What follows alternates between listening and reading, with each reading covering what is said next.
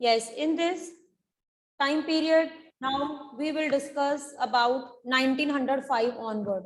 ठीक है, अब हमने 1905 ऑनवर्ड टाइम जो है वो डिस्कस करना है. ठीक है, 1905 यानी कि पार्टीशन ऑफ बंगाल के बाद फिर कांग्रेस की रीयूनियन हुई. तो 1905 के बाद कंट्री की कंडीशन जो है वो कैसे थी. ठीक है, इसमें हमने ये बताना है बेसिकली जलियांवाला बाग मैसेकर जो हमने डिस्कस करना है इसमें, जो हमारी हिस्ट्री का एक जिसे कहते हैं कि सबसे मोस्ट इम्पोर्टेंट जो है वो टॉपिक माना जाता है. हाँ जी, Gurkaran, what happen, you are late. Gurkaran, keep a mic on.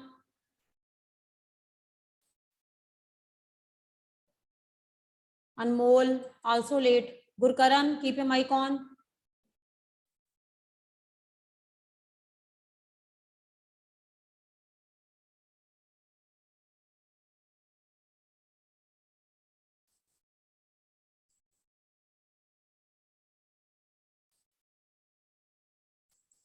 हाँ जी गुरकरण, माइक बेटा आपका शो ही नहीं हो रहा. What happen. वीडियो ऑन करो बच्चे अपना, keep your video on Gurkaran.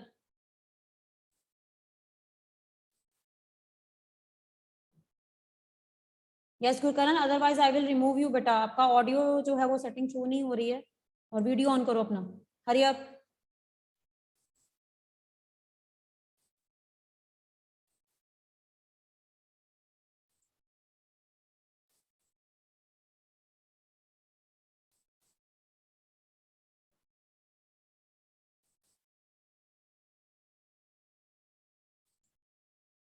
Gurkaran, keep your video on.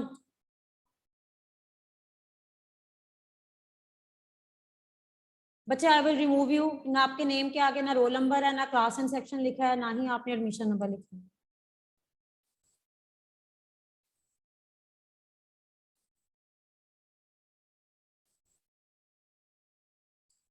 Those students who have not written their roll numbers, admission number, and class and section, I'm going to remove them.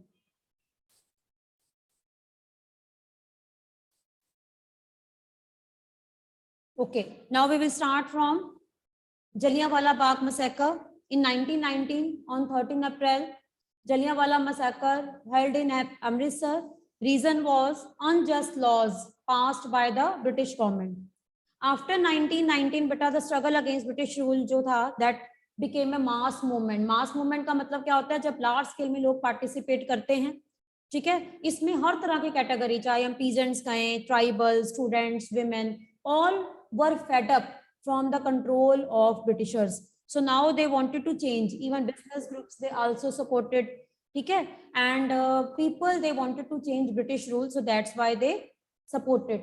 और इसमें सबसे important जो main हम कहते हैं कि इवेंट मानी जाती है due to first world war. First world war एक ऐसा टाइम पीरियड था जिस टाइम पीरियड में ब्रिटिशर्स ने इंडियंस की तरफ कोई ध्यान नहीं दी, और ऐसे में इंडियंस को ये लगा कि अगर उनकी अपनी गवर्नमेंट होती तो शायद उसको इस पर्टिकुलर टाइम पीरियड से बचा लेती. लेकिन फर्स्ट वर्ल्ड वॉर के टाइम पीरियड में जो भी डिस्ट्रक्शन हुई उसमें ब्रिटिशर्स ने इंडियंस को सपोर्ट नहीं किया. The first world war that change the economic and political situation, यानी कि कहीं ना कहीं इसने हमारी कंट्री की इकोनॉमिक और पॉलिटिकल कंडीशन को पूरा चेंज कर दिया. It led to huge rise in defence expenditure. Defence expenditure बढ़ा क्योंकि वॉर टाइम में आपको पता ही कि कितना खर्च होता है. गवर्नमेंट जो है उसने टैक्स लगाने शुरू कर दिए. जब गवर्नमेंट का खर्च होगा तो गवर्नमेंट के पास मनी कम हो जाएगी. ब्रिटिश गवर्नमेंट ने क्या किया, फिर इस गैप को फिल करने के लिए लोगों से टैक्स लेना शुरू कर दिया. ठीक है, एंड इसका इंक्रीज मिलिट्री एक्सपेंडिचर के कारण वॉर सप्लाई गुड्स जो हैं उनकी भी जिसमें कहते हैं डिमांड बढ़ी. लाइक वॉर के टाइम पर में जो चीजें चाहिए होती हैं, वेपन्स, यूनिफॉर्म, टेंट, शूज, ठीक है, फूड सप्लाई जो है वो सोल्जर्स को चाहिए. And which created a great difficulty for the common people, यानी कि कॉमन पीपल के लिए बहुत ज्यादा प्रॉब्लम थी क्योंकि प्राइजेस वर इंक्रीज्ड, चीजों के रेट बहुत ज्यादा बढ़ गए. एंड दूसरी तरफ किसको फायदा हो रहा था, बिजनेस क्लास को तो फायदा हो रहा था. उस टाइम पर में बिजनेस क्लास को इसलिए फायदा हो रहा था क्योंकि उस टाइम पर में इंग्लैंड से चीजें कम आ रही थी. तो हमारे इंडिया की, आपने सारा चैप्टर पढ़ा हुआ है ना कि फर्स्ट वर्ल्ड वॉर के टाइम पीरियड में हमारी इंडिया की इंडस्ट्रीज ने इंपॉर्टेंट रोल प्ले किया. लेकिन कहीं ना कहीं सोल्जर्स की प्रॉब्लम थी, फार्मर्स की प्रॉब्लम थी, पीजेंट्स की प्रॉब्लम थी, कॉमन पीपल की प्रॉब्लम थी कि प्राइजेस बहुत बढ़ रहे थे, एंड जिसके कारण हमारी कंट्री में ब्रिटिशर्स ने इंडियंस की तरफ कोई ध्यान नहीं दिया। इंडियन इंडस्ट्रीज एक्सपैंड तो हुई, लेकिन मोस्टली हम ये कह सकते हैं कि हमारी कंट्री में सोल्जर्स को जबरदस्ती रिक्रूट किया गया। रिक्रूट करना मतलब जैसे ब्रिटिशर्स को आर्मी के लिए नंबर ऑफ सोल्जर ज्यादा चाहिए था, तो फार्मर्स को जो है वो सोल्जर्स जो है वो बनने के लिए उनको कंपेल किया गया, और इस तरह से लार्ज स्केल रिक्रूटमेंट की गई फर्स्ट वर्ल्ड वॉर। तो ये सिचुएशन भी कहीं ना कहीं नेशनल मूवमेंट का एक कारण बनी। लोगों ने बढ़ चढ़कर नेशनल मूवमेंट में पार्टिसिपेट किया ताकि फॉरेन गवर्नमेंट यानी कि ब्रिटिश गवर्नमेंट को जो है वो दूर किया जाए। देन फर्दर एक दूसरी तरफ उस टाइम पीरियड में 1917 एक ऐसा ईयर था जिसमें रशिया में लोगों ने रेवोल्यूशन के बारे में सुना। रशियन रेवोल्यूशन 1917 में रशिया में फार्मर्स ने, वर्कर्स ने, लेबर्स ने अपनी गवर्नमेंट को ओवरथ्रो किया था। तो वहां पे जब रशिया में रेवोल्यूशन आया तो इंडिया में भी लोगों ने रशिया के बारे में सुना, रशियन रेवोल्यूशन के बारे में सुना, और इंडिया में भी रिवोल्ट यानी कि रेवोल्यूशन की जिसे हम कहते हैं स्पार्क्स जो है वो एंटर हुए, और धीरे धीरे लोगों ने ब्रिटिश गवर्नमेंट को अपोज करना शुरू कर दिया। ठीक है, देन इसके बाद जो है वो मेन सिचुएशन आती है advent of Mahatma Gandhi. Advent of Mahatma Gandhi का मतलब होता है कि हमारी कंट्री में नेशनल मूवमेंट की जिसे हम कहते हैं कि लार्ज स्केल जो प्लानिंग है वो महात्मा गांधी के आने से शुरू हुई। महात्मा गांधी जो थे वो हमारी कंट्री से सबसे पहले इंग्लैंड गए लॉ कंप्लीट करने के लिए, फिर वो साउथ अफ्रीका गए, साउथ अफ्रीका। लेकिन साउथ अफ्रीका में उनके साथ रेशियल डिस्क्रिमिनेशन हुआ, और जिसके कारण वो अपनी गुलाम कंट्री को आजाद करना चाहते थे, और इसीलिए एक तरफ फर्स्ट वर्ल्ड वॉर चल रही थी, so that's why he came back in India in 1915। तो 1915 के बाद हमारी कंट्री में national movements, Satyagraha and movement जो कहते हैं कि मास स्केल स्ट्रगल जो है वो स्टार्ट हुआ। ठीक है, तो अब हम पढ़ेंगे एडवेंट ऑफ महात्मा गांधी, यानी कि महात्मा गांधी के आने के बाद हमारी कंट्री में किस तरह से नेशनल मूवमेंट को एक स्पीड मिली। ठीक है, it is in this circumstances that Mahatma Gandhi emerge as a mass leader. Mass leader का मतलब क्या होता है, उन्होंने हर सेक्शंस के लोगों को रिप्रेजेंट किया। And Gandhi ji aged 46 arrived in India in 1915 from South Africa. South Africa में उस टाइम पर में रेशियल डिस्क्रिमिनेशन हो रहा था उनके साथ, तो उन्होंने वहां पर भी काफी सत्याग्रह लॉन्च किया। क्या होता है सत्याग्रह?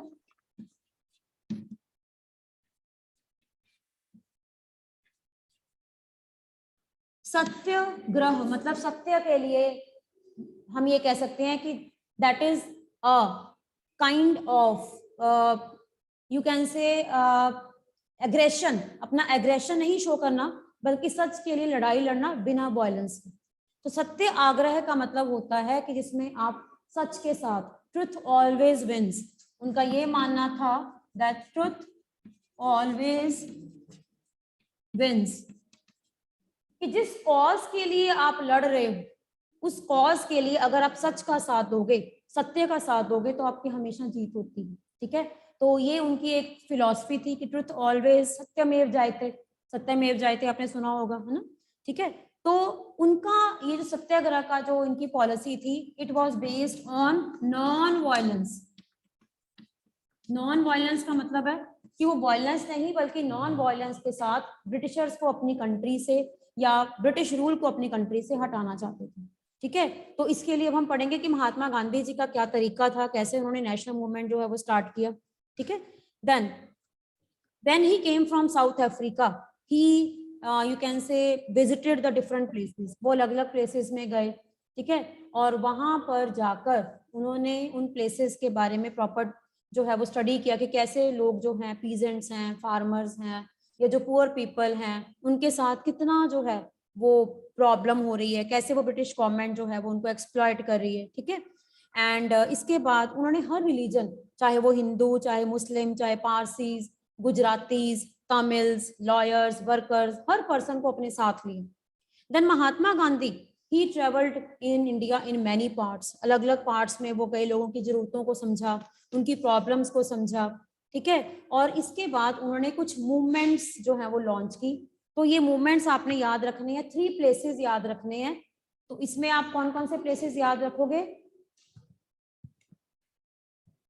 जब महात्मा गांधी इंडिया में आए तो उन्होंने कुछ सत्याग्रह मूवमेंट्स लॉन्च की। इसको कैसे याद रखोगे आप? CKA, C for Champaran, K for Kheda, A for Ahmedabad.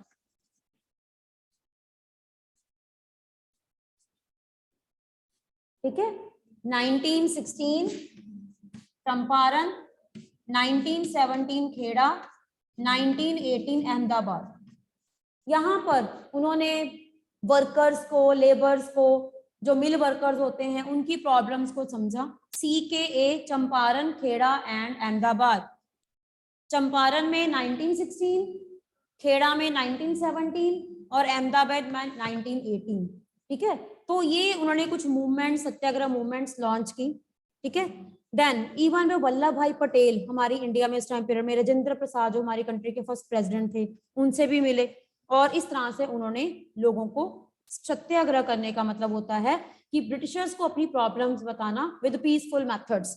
ठीक है, and he led the many successful movements at that time. ठीक है, तो 1950, अभी ऐसे याद रखो, टाइमलाइन याद रखो, 1915 में वो साउथ अफ्रीका से आए। आते ही उन्होंने इंडिया के अलग अलग पार्ट्स में घूमे और उन्होंने कुछ प्रॉब्लम्स को संवाद, चंपारण में कुछ प्रॉब्लम्स थी, खेड़ा में कुछ प्रॉब्लम्स थी, अहमदाबाद में कुछ प्रॉब्लम्स थी और इस तरह से उन्होंने सत्याग्रह जो है वो लॉन्च किया। ठीक है, इन बिटवीन ब्रिटिशर्स को जब महात्मा गांधी जी की इन पॉलिसीज का पता लगा तो ब्रिटिशर्स को ये लगा कि कहीं जो इंडियंस हैं वो उनके अगेंस्ट ना हो जाएं। तो आपको पता है, अब ऐसे ईयर याद रखो कि 1919 में ब्रिटिशर्स ने एक एक्ट पास किया जिसको बोलते हैं रॉलेट एक्ट। क्या था रॉलेट एक्ट? ये एक ऐसा एक्ट था जिसको इसके नेम यानी कि सर जस्टिस रॉलेट, किसने इसको पास किया था? ब्रिटिश पर्सन थे, उनका नाम क्या था? Sir justice Rowlatt. उनके नाम पर ही इस एक्ट का नाम क्या पड़ा? Rowlatt act.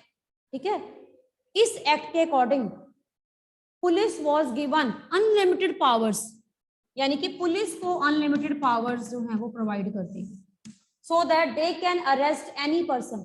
जो लोग मूवमेंट्स करते थे उनको अरेस्ट करने की पुलिस को पावर्स दे दी एंड विदाउट एनी केस, बिना किसी केस के उनको जेल में डालने की परमिशन दे दी। इसको बोलते हैं रॉलेट एक्ट। तो do you think this act was justiciable? Raise your hand. उस टाइम पीरियड में पुलिस को अनलिमिटेड पावर्स दे दी गई कि जो भी लोग मूवमेंट्स करते हैं, जो भी लोग ब्रिटिशर्स के अगेंस्ट कॉन्स्पिरेसीज करते हैं, बिना किसी केस के, बिना किसी ट्रायल के उनको पुलिस अरेस्ट कर सकती। ठीक है, तो do you think it was justiciable? Yes, हाँ जी अनवे, डू यू थिंक? हाँ जी anyway, keep your mic on. Ma'am. Yes, do you think it was justiciable? Ma'am, please repeat. Do you think it was justiciable? Ma'am, Rowlatt Act was justiciable? Rowlatt Act, ma'am. हाँ जी, when police was No, given ma'am. unlimited powers, they can arrest any No, person. ma'am. Yes, तो जैसे आपने no बोला, उस टाइम period में India में भी बहुत से लोगों ने इसको अपोज किया। किसको अपोज किया? Rowlatt act. ठीक है, तो ये हम इंडिया की हिस्ट्री पढ़ रहे हैं कि 1915 के बाद जब महात्मा गांधी इंडिया में आए तो उस टाइम पीरियड में जब उन्होंने मूवमेंट्स लॉन्च की, लोगों को अपने राइट्स के लिए फाइट करना सिखाया, तो जब लोगों ने, जिनको एक्सप्लॉयटेशन की जाती थी, जब लोगों ने अपने राइट्स के अगेंस्ट आवाज उठाई तो किस तरह से रॉलेट एक्ट पास करके लोगों की आवाज को दबा दिया गया। Then in 1919 Gandhi ji gave a call for satyagraha against Rowlatt Act. तो फिर महात्मा गांधी जी ने क्या किया? 1919 में रॉलेट एक्ट के अगेंस्ट आवाज उठाई। He opposed Rowlatt act. उन्होंने इस एक्ट को अपोज किया with their members। ठीक है, एंड द एक्ट का फंडामेंटल राइट्स, इस एक्ट के द्वारा लोगों का फंडामेंटल राइट कि लोग किसी भी तरह से फ्रीडम ऑफ स्पीच या फ्रीडम ऑफ एक्सप्रेशन जो है, यानी कि वो किसी भी तरह से गवर्नमेंट को अपोज नहीं कर सकते। पुलिस को मोर पावरफुल बना दिया इससे। देन महात्मा गांधी, इसके साथ यानी कि महात्मा गांधी के साथ और किन्होंने सपोर्ट किया, मोहम्मद अली जिन्ना और बहुत से ऐसे लीडर्स थे जो रॉलेट एक्ट को गलत मानते थे। तो गांधी जी ने इस रॉलेट एक्ट के अगेंस्ट एक डेट डिसाइड की। कौन सी डेट? हम अब जलियांवाला बाग इंसिडेंट का पढ़ रहे हैं, उससे पहले 6 अप्रैल 1918, 6 अप्रैल 1919 को महात्मा गांधी जी ने हड़ताल, हड़ताल का मतलब होता है स्ट्राइक कर देना, स्ट्राइक करना मतलब लोग जो हैं वो एक डिमॉन्स्ट्रेशन, एक रैली करते हैं जिसमें वो गवर्नमेंट को ये शो करते हैं कि हम इस एक्ट से सेटिस्फाई नहीं हैं। और इस पर्टिकुलर जो है वो डे, यानी कि इस डे को उन्होंने क्या कहा कि मूवमेंट, यानी कि एक ऐसी मूवमेंट लॉन्च की जिसमें वो सत्याग्रह मूवमेंट, यानी कि जिसमें वो लोग जो है वो रॉलेट एक्ट को अपोज करें ताकि गवर्नमेंट को ये पता लगे कि लोग जो हैं वो इस एक्ट से खुश नहीं। The Rowlatt satyagraha turned out to be the first all India struggle. इसमें लोगों ने बढ़ चढ़कर पार्टिसिपेट लिया, ठीक है। लेकिन जब ब्रिटिश गवर्नमेंट को ये लगा कि लोग बहुत ज्यादा पार्टिसिपेट कर रहे हैं तो उन्होंने क्या किया, कर्फ्यू लगा दिया। कर्फ्यू लगा देना मतलब कि एक काइंड ऑफ लोगों की एक्टिविटीज को कर्व करने के लिए कि लोग इकट्ठा ना हो, और इसलिए उन्होंने कर्फ्यू लगा दिया। और इसी के कारण जब लोग 13 अप्रैल जलियांवाला बाग में इकट्ठे हुए, वैशाखी का दिन था, many people they came there and Golden Temple में जाने के बाद जब वो लोग यहाँ पर आए तो वहां पे एक ही एंट्री और एग्जिट गेट था। जनरल डायर ने इस कंडीशन का फायदा लिया and he shot many innocent people. तो बहुत से लोग जो थे उस टाइम पर में गोलियों से बचने के लिए डाइव्ड इनटू वेल, और उसी वेल के ऊपर एक स्मारक बनाया गया है जिसको जलियांवाला बाग शहीदी स्मारक कहा जाता है, ठीक है। तो बाद में ये जो ब्रिटिशर्स ने ये जो अटैक किया था या जो भी लोगों को मारा था, इसकी बहुत ज्यादा इसको अपोज किया गया। रविंद्रनाथ टैगोर और बहुत से इंपॉर्टेंट लीडर्स हमारी कंट्री के, उन्होंने ब्रिटिशर्स को अपोज किया। इवन रविंद्रनाथ टैगोर ने, उनको एक ब्रिटिशर्स ने ना एक टाइटल दिया था जिसको कहते हैं नाइटहुड। नाइटहुड का मतलब क्या होता है कि कुछ अचीवमेंट्स के कारण उनको एक उनके नाम के साथ एक टाइटल दिया था कि जो अपने नाम के साथ टाइटल लगा सकते हैं। लेकिन रविंद्रनाथ टैगोर ने जलियांवाला इंसिडेंट की को अपोज करते हुए वो टाइटल वापस कर दिया कि हमें उनकी गवर्नमेंट का टाइटल नहीं चाहिए जो गवर्नमेंट हमारे इनोसेंट लोगों को मारती है, ठीक है। And during this Satyagraha, during this particular time many Hindu and Muslims also fought together and at that time Jallianwala Bagh 1919 का एक इंसिडेंट जो है, इसके कारण काफी लोगों के मन में ब्रिटिशर्स के अगेंस्ट जो है इसको चेंज करने का या ब्रिटिश गवर्नमेंट के अगेंस्ट पैट्रियोटिक नेशनलिज्म की फीलिंग जो है वो इमर्ज हुई। तो इसके बाद फिर जलियांवाला बाग इंसिडेंट के बाद फिर आगे महात्मा गांधी जी ने एक और मूवमेंट लॉन्च की जिसको कहा जाता है नॉन कोऑपरेशन मूवमेंट। अब ऐसे ना बच्चे इसको बहुत आपने अच्छी तरह से याद रखना है, ईयर्स भी याद रखो और साथ साथ इसकी टाइमलाइन बनाओ, ठीक है। मतलब कैसे ईयर याद रखोगे? अब हाँ जी, अब मैं ना सभी बच्चों से पूछ रही हूँ, ईयर पूछूंगी, जस्ट मैं या इवेंट बोलूंगी, आपने मुझे ईयर बताना फटाफट, ठीक है। Okay, partition of Bengal, year. हाँ जी, raise your hand. Partition of Bengal, ऐसे ईयर, एक तरफ ईयर टाइमलाइन बनाओ ताकि आपको ईयर याद रहे, उसके बाद हम आगे करते हैं। हाँ जी, पार्टीशन ऑफ बंगाल। हाँ जी Avni, very good, keep your mic on. हाँ जी, keep your mic on. 1905. Very good. Partition of Bengal 1905. Coming of Mahatma Gandhi from South Africa. Coming of Mahatma Gandhi from South Africa. Vani, very good. हाँ जी. Of 1915. 1915, 1915. 10. Satyagraha movement, Rowlatt सत्याग्रह कौन से year में launch किया? Rowlatt act, Britishers ने Rowlatt act कौन से year में बनाया? रॉलेट एक्ट कौन से ईयर में बना? हाँ जी अवनी। हाँ जी 1990. 1919, सेम ईयर जो जलियांवाला बाग इंसिडेंट का ईयर है, ठीक है। इस तरह से ईयर्स याद रखो, ठीक है। इसके बाद अब हम करते हैं next is non cooperation movement. Non cooperation movement, non cooperation मतलब not to cooperate with the Britishers. ये महात्मा गांधी जी ने एक और मूवमेंट लॉन्च की जिसको कहते हैं नॉन कोऑपरेशन मूवमेंट, ठीक है। This movement was launch by Mahatma Gandhi ji. इसका मतलब क्या है? Not to cooperate, not to cooperate with the Britishers. कैसे कैसे नहीं कोऑपरेट करना, ये हम आगे पढ़ेंगे कि क्या क्या उन्होंने इसमें स्ट्रेटजीज अडॉप्ट की।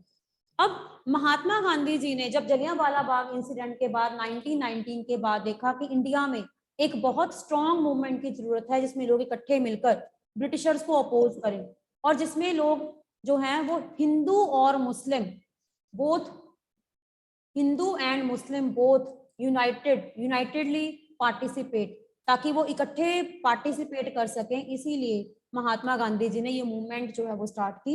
इसके लिए उन्होंने क्या किया, मुस्लिम्स को भी साथ में लिया। मुस्लिम्स को साथ में कैसे लिया? 1914 से लेकर 1918, आपने पढ़ा था ना फर्स्ट वर्ल्ड वॉर, 1914 टू 1918 बच्चे, फर्स्ट वर्ल्ड वॉर जब हुई, उस फर्स्ट वर्ल्ड वॉर में टर्की जो एक मुस्लिम कंट्री थी, ठीक है, that was controlled by Britain. Turkey was controlled by Britain. और टर्की के जो किंग थे ऑटोमन, उस टाइम पीरियड में टर्की में कौन सा एम्पायर था? Ottoman empire. जैसे इंडिया में मुगल डायनेस्टी थी ना, ऐसे ही टर्की में कौन सा एम्पायर था? Ottoman empire. तो ब्रिटिशर्स ने क्या किया, जो टर्की के किंग थे, किंग जो जिनको खलीफा कहते थे, रिलीजियस गुरु, मुस्लिम्स उनको खलीफा बोलते थे, खलीफा।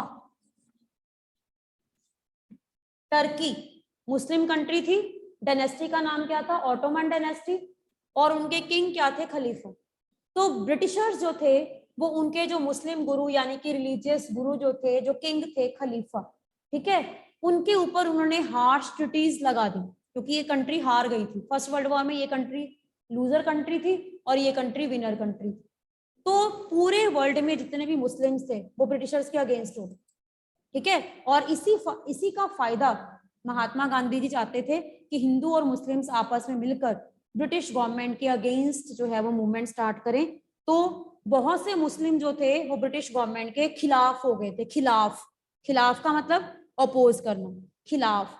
और इसी को ही महात्मा गांधी जी ने अपनी मूवमेंट के साथ लिया, जिसको बोलते हैं नॉन कॉपरेशन एंड खिलाफत मुस्लिम। ये एक मुस्लिम मूवमेंट थी। ये किसके खिलाफ थे?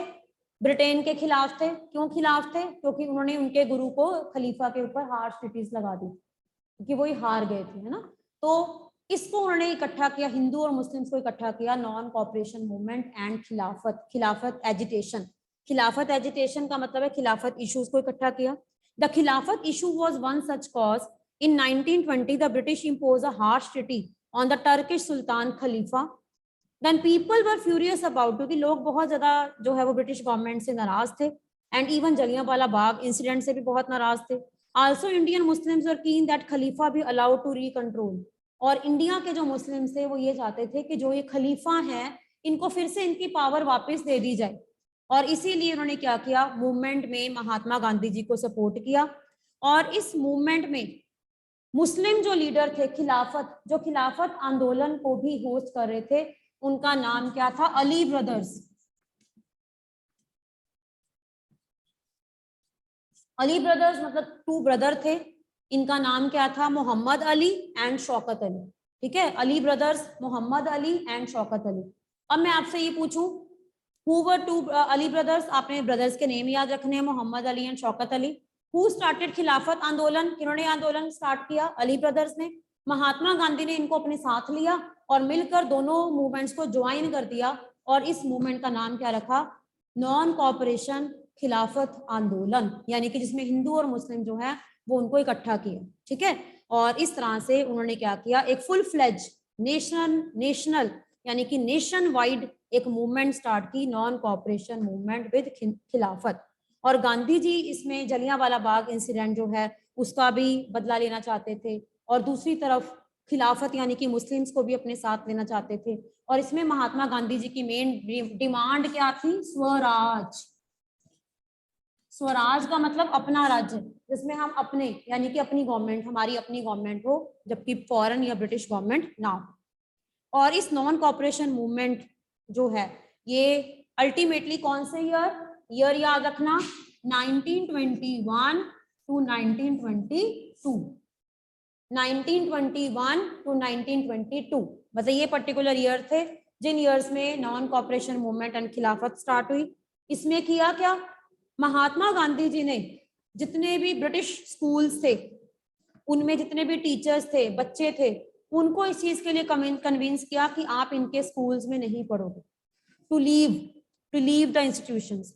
Many teachers resign from the English institutions, English schools.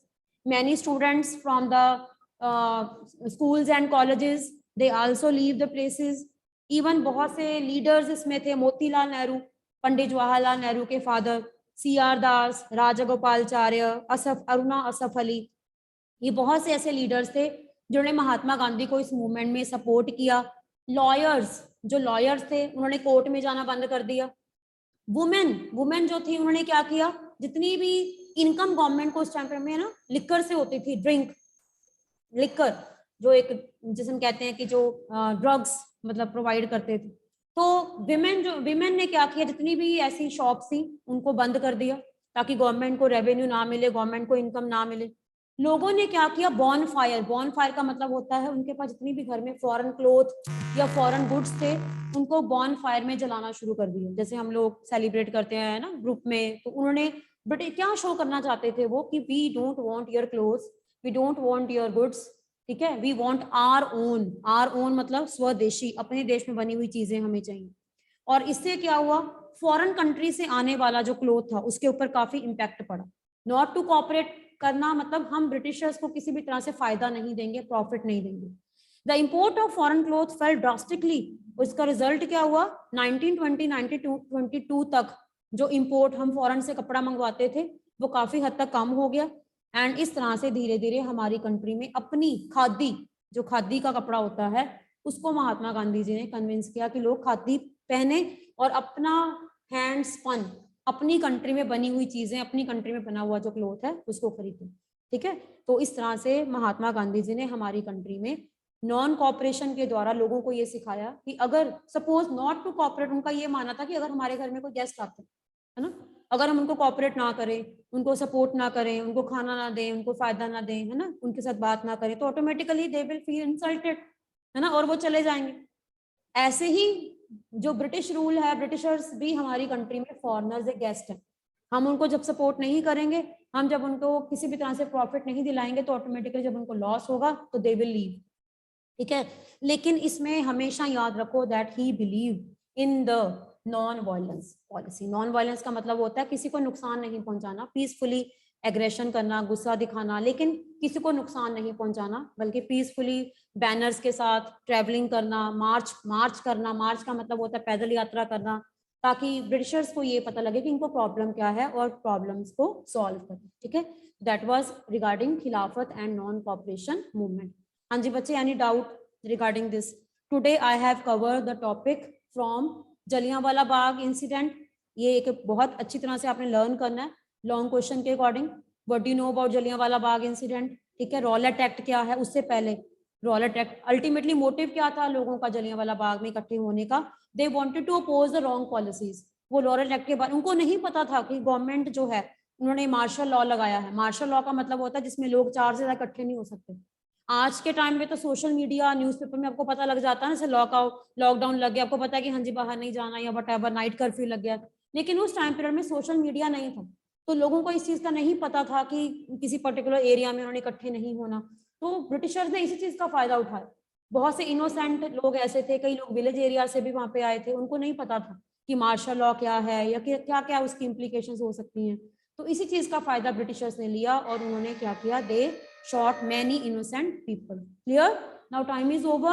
You have to read the chapter up to non-cooperation movement and khilafat.